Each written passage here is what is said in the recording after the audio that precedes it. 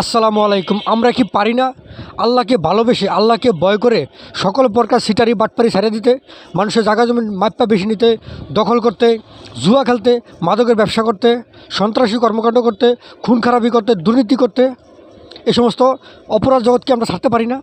যে আমরা আল্লাহকে ভালোবেসে সকল অন্যায় কাজ ছেড়ে দিয়ে, সকল দুর্নীতি ছেড়ে দিয়ে, অন্যায় জুলুম ছেড়ে দিয়ে, নারী দর্শন, এই ধরনের যত মাদকের ব্যবসা আছে, যত অপকর্ম আছে, মানুষের খক মারা, মানুষের ক্ষতি করা, সুদ ঘুষের ব্যবসা করা, যত প্রকার অন্যায় অবিচার আছে, এগুলো কি আমরা ছেড়ে দিতে পারি না? একমাত্র আল্লাহকে ভয় করে, আল্লাহকে ভালোবেসে, দেশের আইনকে সম্মান করে, যে আমরা আইনকে সম্মান করি, আল্লাহকে ভালোবাসি, আল্লাহকে ভয় করি, কোনো প্রকার বেআইনি কর্মকাণ্ড করব না, আল্লাহর হুকুম বিধান বিরোধী কোনো প্রকার কর্মকাণ্ড আমরা করব না।